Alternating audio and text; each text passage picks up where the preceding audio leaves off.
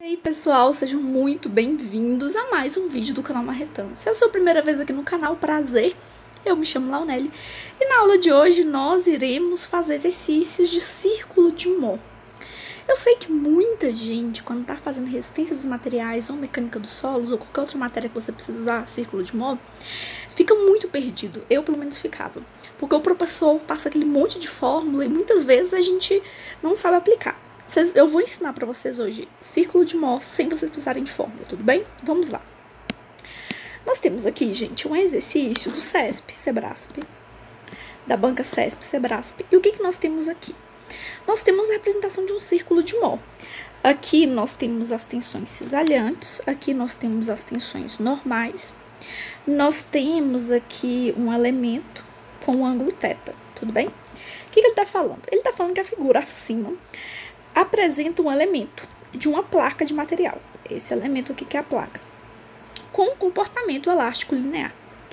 E ele está submetido a um estado plano de tensões, que está indicado aqui no desenho. E nós também temos a representação do respectivo círculo de Mohr de tensões.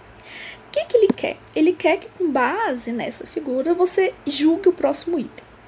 A tensão normal em um plano do elemento com inclinação θ igual a 45 é menor do que 40 kN. Bora ver?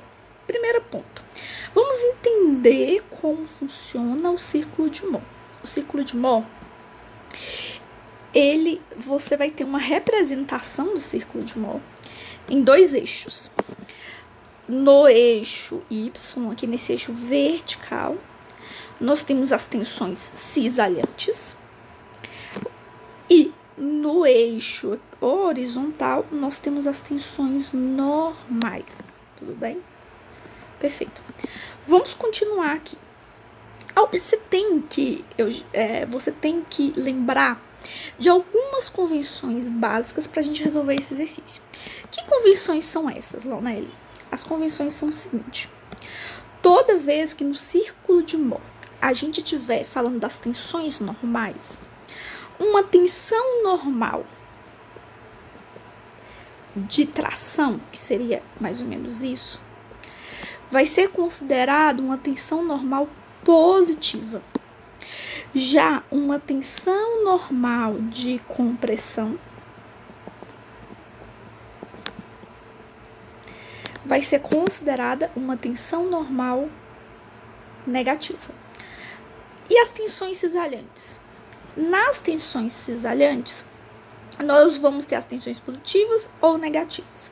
E aí nós vamos fazer a seguinte convenção. Se eu tiver aqui meu elemento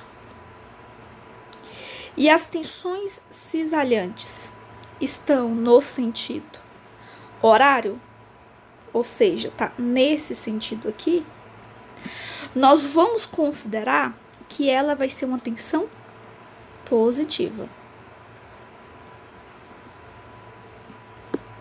Então, ela vai estar aqui acima do eixo. Já se a nossa tensão cisalhante estiver no sentido anti-horário,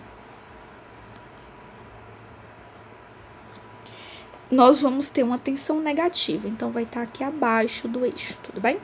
Como é que eu faço para decorar? Eu faço para decorar assim. O certo, o relógio ele não anda no sentido horário. Então, esse seria a coisa positiva, você andar no sentido horário.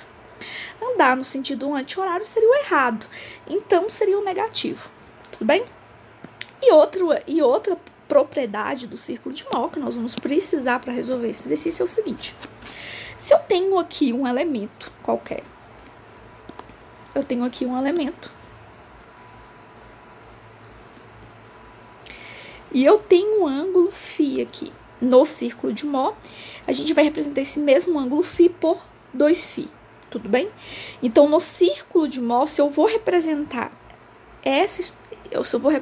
isso aqui no círculo de Mohr, ao invés de eu colocar um ângulo φ, o ângulo vai ser 2φ. Tudo bem? Então, é isso. Dito isso, a gente já tem todas as informações necessárias para conseguir resolver o círculo de Mohr. Aí, Launelli, aquelas equações, aquelas fórmulas que eu aprendi com o meu professor na faculdade, você não vai ensiná-las? Não, não precisa. Vamos aqui.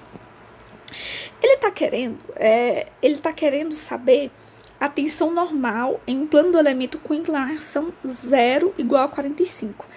Ele tá falando que é menor ou igual a 40. Bora ver tudo que a gente conseguir ver aqui no nosso círculo de Mohr. E depois que a gente conseguir entender tudo do nosso círculo de Mohr, vamos resolver o exercício. Então tá. Vamos primeiro, gente, pensar aqui no nosso eixo horizontal. No nosso eixo aqui horizontal, nós temos a tensão sigma, que seria a tensão normal. E aqui nós temos a tensão cisalhante. Perfeito. Vamos pensar, gente, nesse plano aqui. Aqui nós temos o valor de 10. Para esse ponto 10, já que ele está em cima do eixo, qual seria a tensão cisalhante para esse valor de 10? Seria 0. E aqui em 50 seria o quê? A tensão cisalhante ali também é 0. Então, essas aqui são as tensões normais máximas e mínimas. Você tem você tem uma tensão normal máxima de 10 e tem uma tensão normal máxima de 50 aqui. A tensão máxima, desculpa. Essa aqui é a tensão máxima normal e essa aqui é a tensão mínima normal. Tudo bem. Se eu quisesse encontrar a tensão cisalhante máxima, onde que ela estaria? A tensão cisalhante máxima vai estar aqui.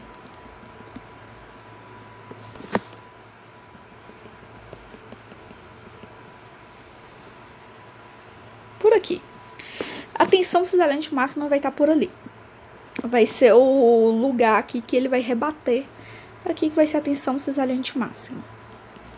Então, a tensão cisalhante é máxima quando a tensão normal é a tensão equivalente ao valor aqui central. Perfeito? Perfeito. Ótimo. O que a gente pode encontrar? A gente já tem aqui a tensão máxima, temos aqui a tensão mínima. A gente consegue encontrar a tensão cisalhante máxima? Consegue. Como é que a gente vai conseguir fazer isso, gente? É simples. Lá com o seu professor, ele deve ter ensinado uma fórmula para você que a gente não precisa usar, falando que o raio do círculo de Mohr é tensão máxima menos tensão mínima dividido por 2. Ele deve ter falado uma coisa mais ou menos assim. Esquece isso, não precisa. É só a gente entender aqui, olha. Nós temos aqui esse círculo que começa no número 10 e vai até o número 50. Perfeito? Perfeito. De 10 até 50, qual que é o tamanho do diâmetro desse círculo aqui? 50 menos 10 é 40. Ok. Onde que está o centro desse círculo? O centro desse círculo tá aqui, em 30, não tá? Que seria aqui, ó, daqui até aqui a gente tem uma distância de 20. Daqui até aqui a gente tem uma distância de 20. Perfeito. Então, a gente já tem um raio do nosso círculo de Mohr, que seu professor ensina uma fórmula toda difícil lá para você encontrar o raio do círculo de Mohr. E aqui é só você olhar para a figura e você já viu que o raio é 20. Se o raio é 20, aqui, essa distância daqui até aqui vai ser quanto? 20 também, né? 20 também. Então, quando a gente tiver uma tensão cisalhante máxima, que ponto é esse aqui? Esse ponto é dado no eixo X pela tensão de 30, pelo ponto 30. E aqui no eixo Y, no eixo da tensão cisalhante, nós vamos ter uma tensão de 20. Então, quando a gente tem a máxima tensão cisalhante do nosso bloco, nós vamos ter a seguinte composição. Nós vamos ter, se essa tensão 30 ela é positiva, ela vai estar sendo tração ou compressão? Vai estar sendo tração. Então, nós vamos ter aqui uma tensão de tração de 30. E nós vamos ter uma tensão cisalhante de 20. Se ela é positiva, ela é horária ou anti-horária? Horária. Perfeito? Perfeito. Tá bom, Launelli, você fez isso tudo, eu já entendi como é que funciona o círculo de Mohr, mas até agora você não resolveu o exercício. Gente, porque o exercício era tão fácil que eu quis fazer isso tudo antes. Olha, se aqui o ângulo do nosso plano é 45 graus, e a gente sabe isso aqui, ó, que o alfa do círculo é 2 vezes o ângulo. Então, qual que vai ser o valor que a gente vai colocar lá no círculo de Mohr? 2 vezes 45 graus, que é igual a 90 graus. Então, o nosso plano vai ser que plano? Vou apagar aqui.